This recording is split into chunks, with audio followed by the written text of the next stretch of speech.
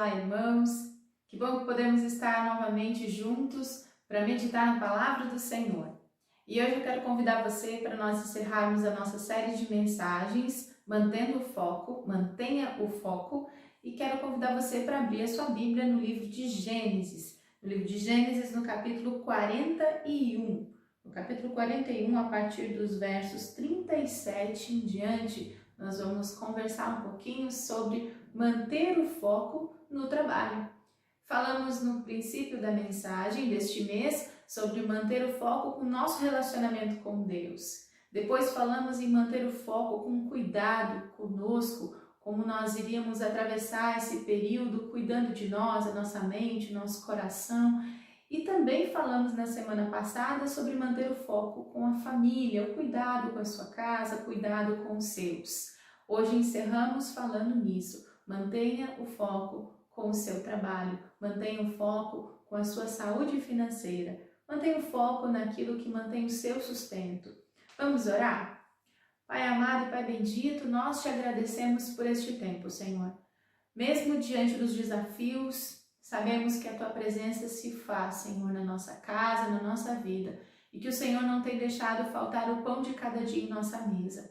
Obrigada, Senhor, porque o Teu amor nos constrange e podemos aprender em todo o tempo através da Tua palavra, que é lâmpada para os nossos pés, Senhor, luz para o nosso caminho. Ela nos ensina, Senhor, ela nos mostra de que forma devemos tomar nossa decisão pautada nos Teus ensinos. Que a Tua sabedoria neste momento nos dirija para aprender um pouco mais de Ti e como devemos agir neste momento.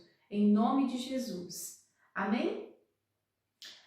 Semana passada nós pensamos um pouco sobre a família e no mês passado eu falei um pouquinho sobre a minha história com o meu avô paterno.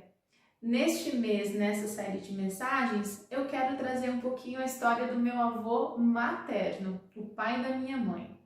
Eu cresci numa família que sempre trabalhou muito e sempre se dedicou para fazer com excelência aquilo que estava fazendo.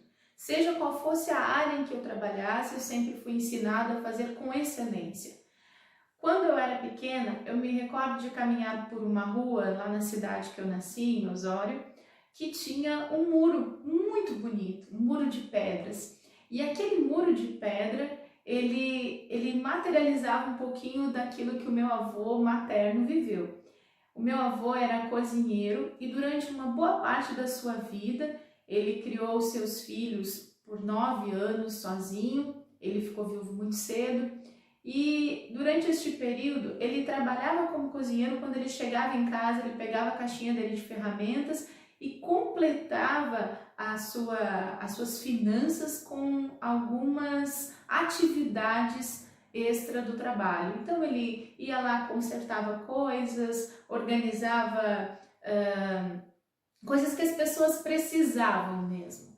E uma dessas atividades que ele fez foi fazer um muro nessa rua em que eu passei depois anos e fiquei sabendo que ele havia feito.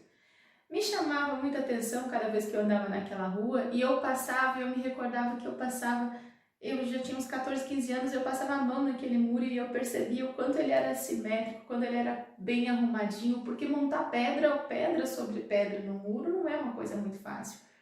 Mas a excelência do meu avô foi algo que me chamou a atenção. A dedicação do meu avô foi algo que me chamou a atenção e serviu de legado até os dias de hoje na minha vida. Trabalho é uma coisa muito séria. A Bíblia fala que digno é o trabalhador, o obreiro dos seus honorários. Você é digno daquilo que você recebe. É muito importante que o dinheiro não seja a nossa fonte de felicidade, que o nosso coração não esteja nisso, porque isso vai nos causar grandes problemas. O dinheiro é a raiz de todos os males, mas ele serve sim para nos manter, ele serve sim para que a gente possa abençoar o reino e nós temos que utilizar de uma maneira sábia. Mas como manter o nosso trabalho neste período? Como nós podemos viver num momento em que tudo está sendo reinventado? Algumas pessoas estão ficando desempregadas neste momento. Algumas pessoas estão trabalhando numa situação diferente da anterior, com redução de talvez algum benefício, com algumas exigências diferentes das anteriores, e tudo isso é assustador. porque nós temos que nos adaptar a algo novo. Neste período nós estamos saindo da nossa zona de conforto, antes nós fazíamos algumas coisas e agora temos que fazer diferente. Eu mesma como professora, antes eu ia até a escola e agora o trabalho está dentro da minha casa. Então eu preciso fazer atividades, além das minhas atividades do lar, eu preciso trabalhar no formato de teletrabalho. E isso é algo totalmente diferente da normalidade, daquilo que nós fazíamos antes. Porém, nós não podemos perder a excelência naquilo que fizemos. Eu sempre gostei de pensar, além do exemplo que meu avô trouxe, também meus pais, de dedicação ao trabalho, de fazer com excelência, com amor, que o trabalho, ele também me enobrece. O trabalho também me ajuda a ser lapidada.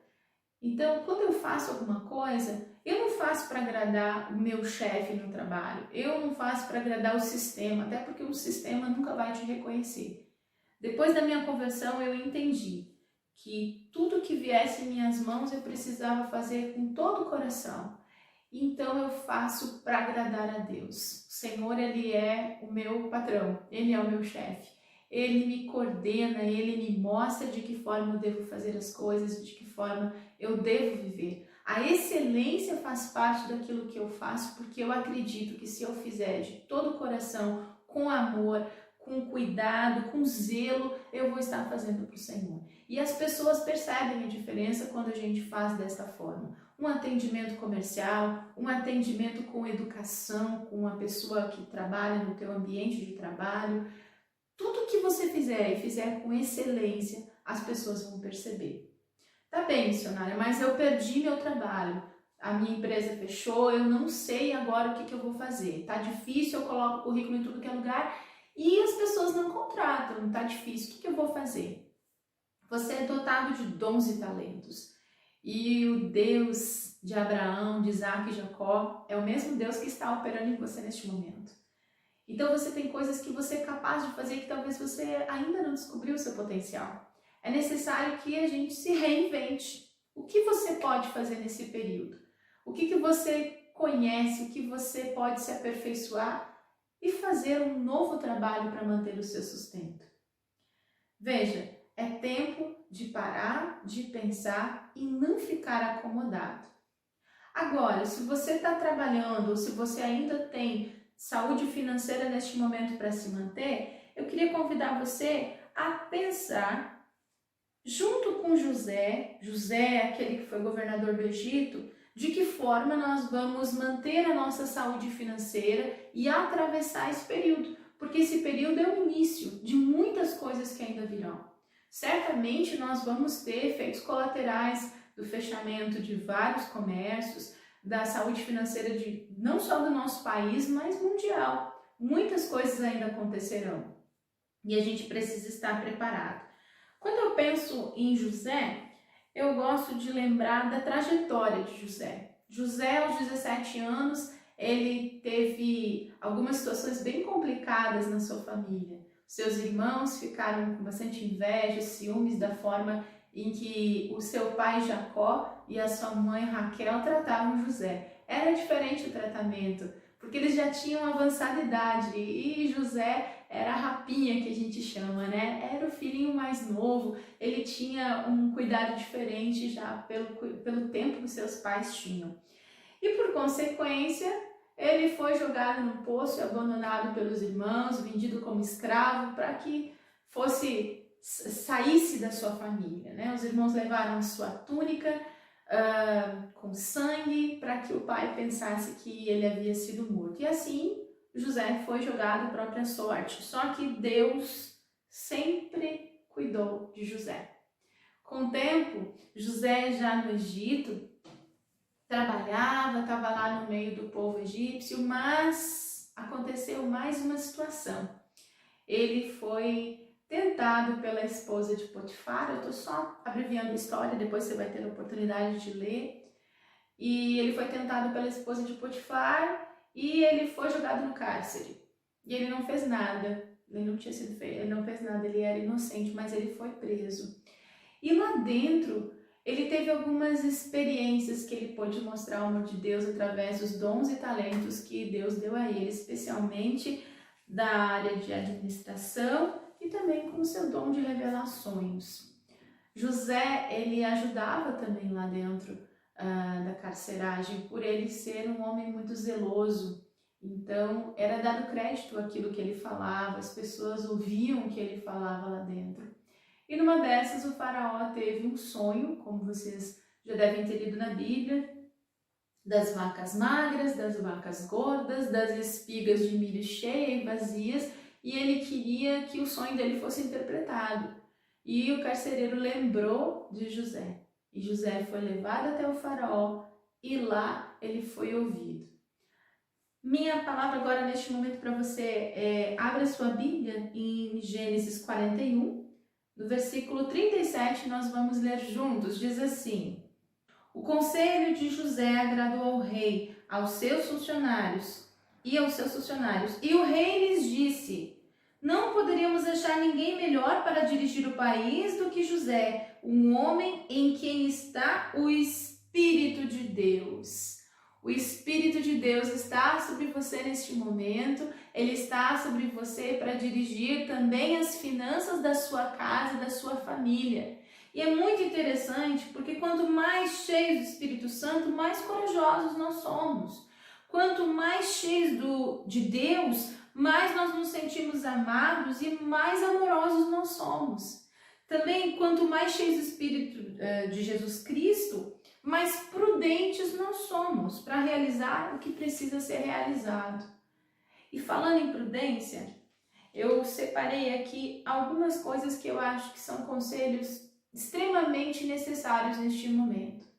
O primeiro deles é: seja prudente como José no Egito. Neste momento em que você está trabalhando ou talvez recém foi demitido e está se organizando financeiramente, é tempo de ser prudente.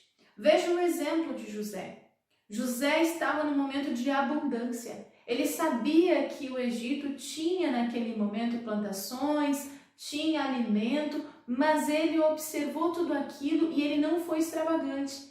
Ele observou e ele achou necessidade de começar a guardar, a organizar, porque os dias maus viriam. Nós também precisamos aprender e reaprender algumas coisas, inclusive para organizar com a nossa família. Eu tenho falado isso para os meus filhos. Coloca o que vai comer no prato. Olha só, se não vai comer, não coloca. Esse alimento pode ser reaproveitado em outro momento. Nós precisamos olhar aquilo que nós estamos fazendo e observar que hoje nós temos, mas amanhã pode ser que seja mais difícil. É tempo de pensar, é tempo de ser prudente, é tempo de evitar a extravagância. Eu recebi o meu seguro-desemprego, eu vou lá e vou comprar aquele telefone. Não, eu não vou comprar aquele telefone.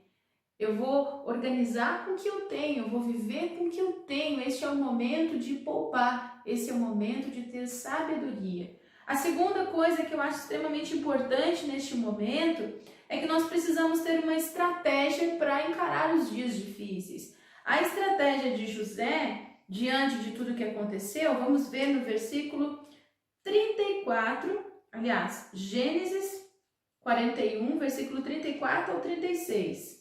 34 ao 36. Vou ler com você. O rei também deve escolher homens que ficarão encarregados de viajar por todo o país para recolher a quinta parte de todas as colheitas durante os 7 anos em que elas forem boas. Durante os anos bons que estão chegando, esses homens ajuntarão todo o trigo que puderem e o guardarão em armazéns nas cidades, sendo tudo controlado pelo Senhor. Assim, o mantimento servirá para abastecer o país durante os 7 anos de fome no Egito e o povo não morrerá de fome. Eu tenho percebido pessoas que têm tido novas estratégias. Por exemplo, fazer uma horta nos fundos de casa, criar algumas galinhas, coelhos, enfim. Algumas pessoas estão organizando também a forma de comprar, como comprava antes, como está comprando agora. Não é para você ir no supermercado comprar tudo para 7 anos. Essa mensagem não é com este foco, mas para que você comece a desenvolver estratégias ao longo do tempo, para que a gente possa atravessar juntos esse período e que todos possam se ajudar.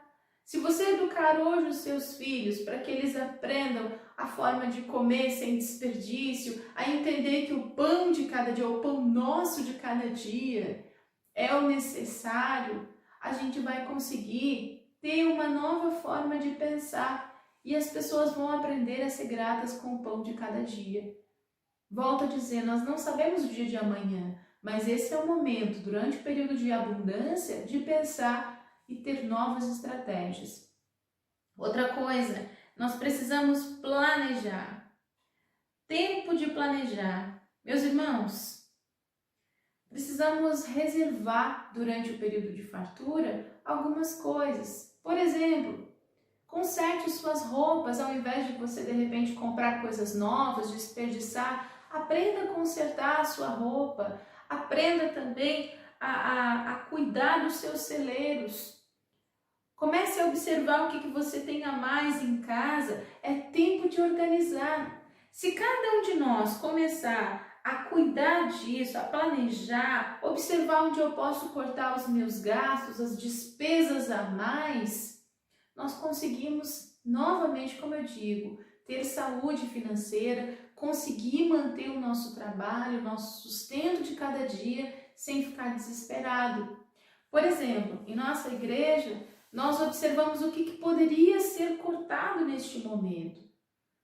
Não estamos usando a internet do prédio, cortamos a internet neste momento do prédio, porque temos a internet na nossa casa, temos no celular, conseguimos diminuir alguma despesa para dar saúde financeira. Essa internet vira cesto básico que a gente pode ajudar as famílias. Isso é sabedoria, nós precisamos pensar no coletivo neste momento. É tempo de planejar. Às vezes você tem um casaco que você consegue ou trocar, ou vender para comprar um maiorzinho se você precisar, ou doar para alguém que precisa. Enfim, Deus vai te dar a estratégia, mas é tempo de planejar. Quarta coisa que eu acho extremamente importante é que é tempo de ter reserva financeira. Nós sempre falamos a respeito da fidelidade. Quando nós temos já o hábito da fidelidade, nós somos fiéis ao Senhor, nós temos esse entendimento, as coisas fluem com mais naturalidade. Se você compreende que você devolvendo a parte que é do Senhor e consegue se administrar com o resto, você não vai ter dificuldades também para reservar um valor todo mês para poder se manter. Imagina que você reserve 20% do seu salário em casa ou na poupança, onde você achar melhor, por 5 meses. 20% em 5 meses você vai ter aproximadamente o seu salário. 20% do seu salário todo mês guardadinho, em 5 meses você tem um salário. E esse salário vai fazer diferença no final das contas. Pode não ser muito, mas comece todo mês a reservar um valor, guarde um valor. Ah, mas eu não vou investir agora, mas eu estou em casa, quem sabe eu faço uma reforma. Às vezes a gente consegue fazer reformas com coisas que a gente tem em casa, não é necessário quebrar uma parede e fazer grandes movimentações, mas é necessário começar a pensar assim em ter uma reserva, porque você não sabe o dia de amanhã. Então, matemática não tem milagre. Matemática é você colocar na ponta do lápis e você ver onde você pode cortar o que é supérfluo e começar a guardar para que o seu celeiro não tenha falta, ok? Não seja uma pessoa acomodada, esse é mais um princípio sobre manter o foco no trabalho, na sua saúde financeira. Sabe que a fartura deixa algumas pessoas muito acomodadas na sua administração financeira, porque como o seu celeiro está cheio, tem abundância, eu não preciso me preocupar. E não é isso que a palavra nos ensina. Olha só o que diz em Gênesis 47, versículo 20. Vamos avançar um pouquinho? Gênesis 47, versículo 20. Vou ler para vocês aqui. Então José comprou todas as terras do Egito para o rei. Todos os egípcios tiveram de vender as suas terras, pois a fome era terrível. Assim a terra ficou sendo do rei. José fez dos egípcios escravos no país inteiro. José só não comprou as terras dos sacerdotes. Eles não tiveram de vendê-las, pois o rei lhes dava certa quantidade de alimentos e assim eles tinham o que comer. Talvez você queira fazer algum investimento, você tenha um valor guardado e você queira comprar a sua casa ou queira comprar um sítio, enfim, eu não sei. Trocar de carro, às vezes a gente tem alguns desejos. É importante ver a hora certa de cada coisa. Neste momento, as pessoas estão começando a se desfazer de bens móveis. Talvez você também precise se desfazer de algum bem móvel. Então tome cuidado com todo investimento. O investimento precisa ser muito bem calculado, você precisa ver a hora certa de fazer esse investimento e se realmente é necessário. Se for necessário, pense em algo que a longo prazo, se você precisar se desfazer, vai ser fácil também de se desfazer. Um exemplo, você quer comprar um carro. Se você comprar um carro importado, você vai ter impostos a pagar mais caro. Quanto mais novo, maior o valor. Também você precisa pensar que se você for vender, pode ser de maior dificuldade. Tudo isso precisa ser pesado. É o momento de refletir, tá bem? Mas também não seja uma pessoa acomodada. Ou seja, não tá faltando nada, eu tô bem, eu não preciso me preocupar com nada, tá tudo tranquilo. A gente precisa pensar na formiguinha, né? A formiguinha, como é que era a história da formiguinha? Ela trabalhava no verão e descansava no inverno.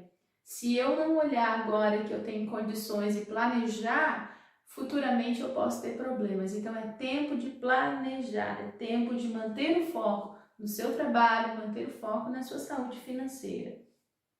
Precisamos ser prudentes no tempo de fartura para vencer os tempos de crise. Pessoas relaxadas e imprudentes têm problemas, então não se esqueça disso. Planeje, organize, sente-se com a sua família, vejam o que vocês podem reajustar, o que é supérfluo, o que não é supérfluo, para vocês caminharem juntos.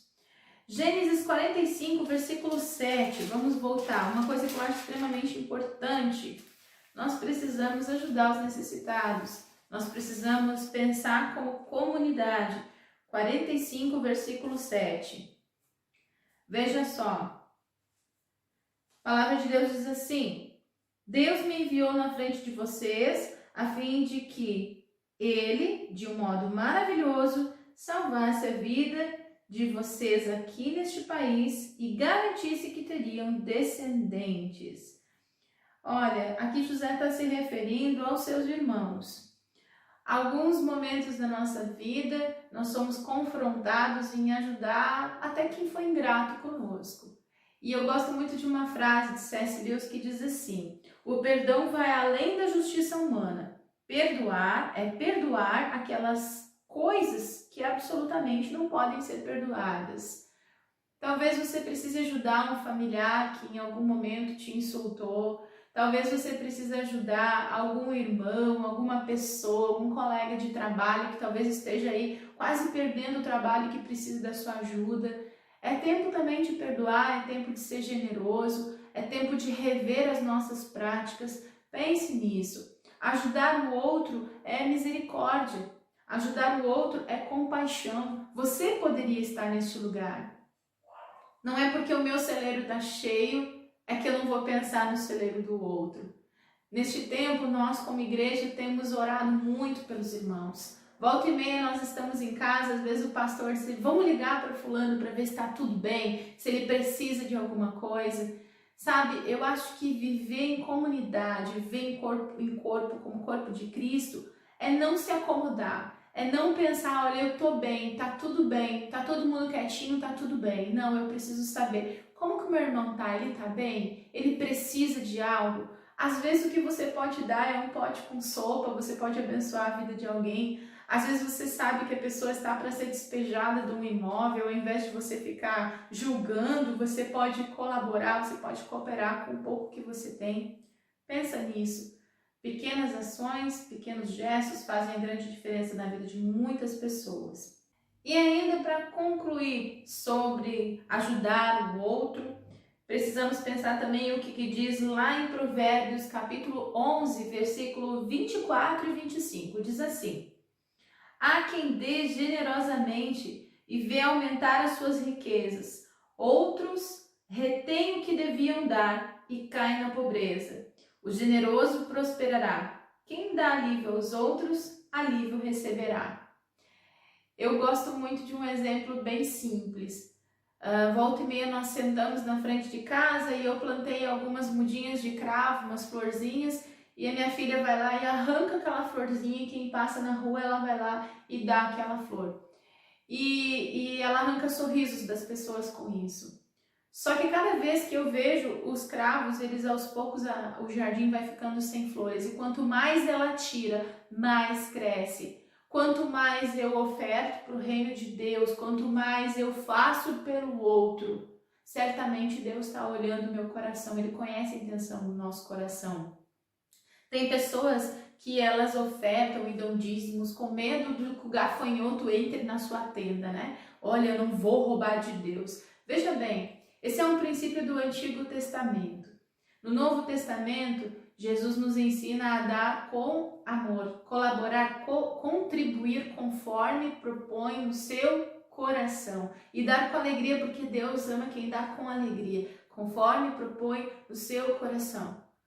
Às vezes a pessoa propõe 10%, ok, tudo bem. Tem gente que propõe mais, tudo bem. Alguns propõem menos, tá tudo certo. O que importa é que a gente possa lembrar de não ser avarento.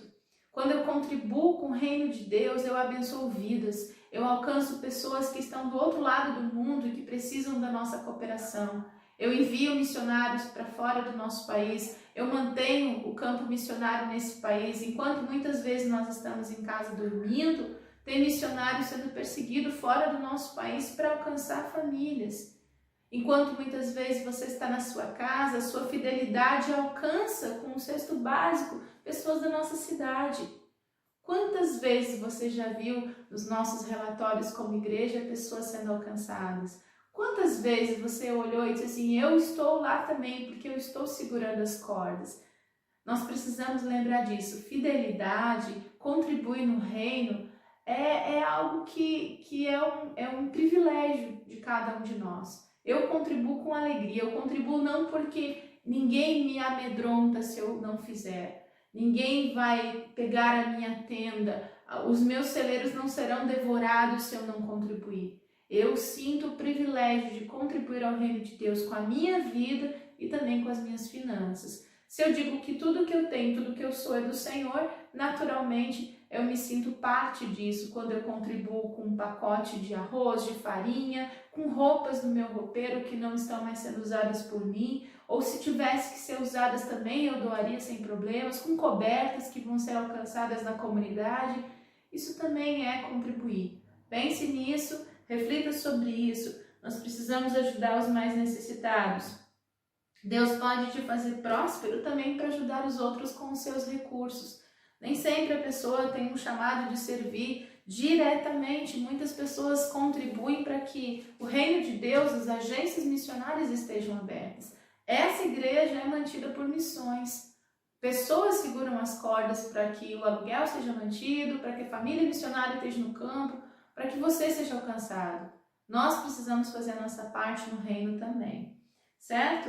O livro de Atos, capítulo 20, versículo 35 diz: em tudo o que fiz, mostrei-lhes que, mediante trabalho árduo, devemos ajudar os fracos, lembrando as palavras do próprio Senhor Jesus, que disse: há maior felicidade em dar do que em receber. Quando a gente coopera, a gente ajuda alguém, a gente é mais feliz porque nós cooperamos do que se nós recebêssemos. Mas também não há nada de mal se eu precisar receber. É tempo também de humildade. Se eu preciso de ajuda, eu preciso contar com a família na fé. Eu preciso entrar em contato e dizer, eu preciso de ajuda, eu estou desempregado, eu não estou conseguindo me organizar financeiramente, me ajudem, eu quero me organizar, eu quero mudar essa realidade na minha vida.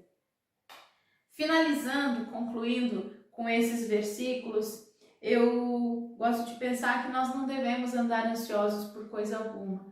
Ah, missionária, mas é muito difícil não andar ansioso, eu não sei como é que vai ser o dia de amanhã. Eu tenho algumas pessoas me perguntando, mas os gafanhotos, eles são já da condenação das 7 últimas taças do Apocalipse? Meu Deus do céu, o Covid é uma praga do Senhor sobre nós, é o fim dos tempos. Meus irmãos, sim, nós caminhamos para o fim dos tempos, onde o amor de muitos esfriaria. Nós caminhamos para o fim dos tempos, onde muitas pessoas duvidam do amor e do poder de Deus para transformar vidas. Nós caminhamos no fim dos tempos, onde eu consigo colocar minha cabeça no travesseiro e dormir a noite inteira e não me preocupar com o meu irmão. Nós precisamos pensar sobre a nossa caminhada espiritual, sobre o amor que eu digo ter por Jesus. Quando eu amo, eu cuido. Quando eu amo, eu coopero. Eu cuido do meu relacionamento com Deus. Eu zelo pelo meu corpo sendo morada do Espírito Santo. Eu vigio, cuidando da minha família, estando presente com eles, ensinando a palavra do Senhor. Eu também coopero, mantendo o foco no meu trabalho, na saúde financeira e principalmente na minha fidelidade, naquilo que eu digo que é importante para mim. Eu invisto no que é importante. O reino de Deus, as coisas de Deus são importantes. A igreja não precisa de nada seu, fique tranquilo. O reino de Deus, ele não precisa de nada. Mas nós somos privilegiados quando nós podemos alcançar pessoas, não só financeiramente, ajudando com cestos básicos, com cobertas, não só isso, mas principalmente com a salvação. Essa é a nossa missão, anunciar o amor de Deus até que Ele venha, tá bem? Finalizo orando com você e deixando o versículo de Filipenses, capítulo 4, do 6 ao 7, que diz assim: Não andeis ansiosos por coisa alguma, mas em tudo, pela oração e súplica e com ações de graças, apresentem seus pedidos a Deus, e a paz de Deus, que excede todo entendimento, guardará os seus corações e as suas mentes em Cristo Jesus. Nesse próximo mês, nós estudaremos as cartas de Paulo, começaremos com Gálatas, e eu quero te encorajar a ler com a sua família. Se você parar e ler a cada dia da semana um capítulo de Gálatas com a sua família, certamente em cada final de semana em que vamos meditar na palavra, nós vamos aprender muito. Deus está falando conosco, Deus quer falar com você, Deus quer transformar a sua casa, Ele quer ver maturidade espiritual e frutos do Espírito. E nós precisamos permanecer firmes. A palavra do Senhor diz que aquele que tenha ouvidos, ouça o que o Espírito diz à igreja. E nós precisamos, como igreja do Senhor, nos preparar para a vinda dele. Nós ansiamos por isso. Muitas vezes cantamos, muitas vezes oramos que ansiamos por isso. E a cada dia que se aproxima, nós precisamos estar preparados para tudo que vamos viver. Cuide da sua vida com o Senhor.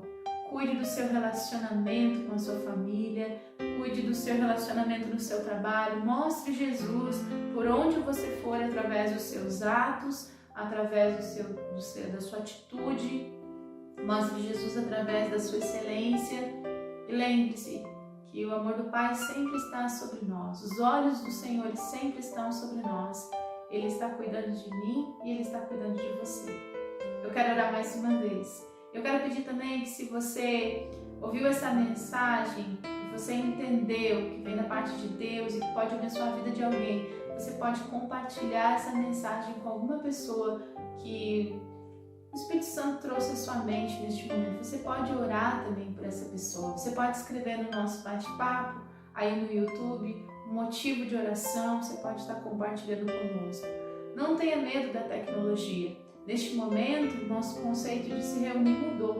Nós estamos reunidos agora, neste momento, juntos. Eu preciso de você, você precisa de mim, nós precisamos de Deus e nós vamos fazer isso até o fim. Amém? Vamos juntos, nós estamos juntos nessa caminhada. Precisamos ficar unidos. Cuide de você, cuide da sua família e vamos cuidar uns dos outros. Pai, em nome de Jesus, muito obrigada pela minha vida, muito obrigada pela vida dos meus irmãos, aqueles que nos assistem neste momento e participam deste culto online, Pai. Sabemos, Deus, que os dias são maus, mas a Tua palavra nos ensina que nós devemos nos manter focados no Senhor, perseverantes, até a Tua volta, Pai. E que muitos serão os acontecimentos até que o Senhor venha, Pai. Então, Senhor, nos ajuda a aprender com José, que foi excelente desde o Egito, desde tudo que ele passou, ele foi excelente, cuidando, zelando, amando e focado naquilo que ele aprendeu, Senhor. Que cada um de nós possa ser excelente também no seu trabalho, com aquilo que vem de responsabilidade em nossas mãos, que possamos sempre falar a verdade, que possamos ser íntegros no nosso trabalho, sem trapacear ninguém, sem tentar tirar vantagens de ninguém, confiando no Teu poder, confiando no nome de Jesus, que é é o nosso justo advogado, juiz e que sabe de todas as coisas. Entregamos tudo em tuas mãos, entregamos as pessoas que são autoridades em nossa vida neste momento. Pedimos que o Senhor possa se mostrar na vida dessas pessoas e que elas sejam realmente alcançadas por Ti, se possível, através das nossas vidas. Em nome de Jesus. Amém? Deus te abençoe.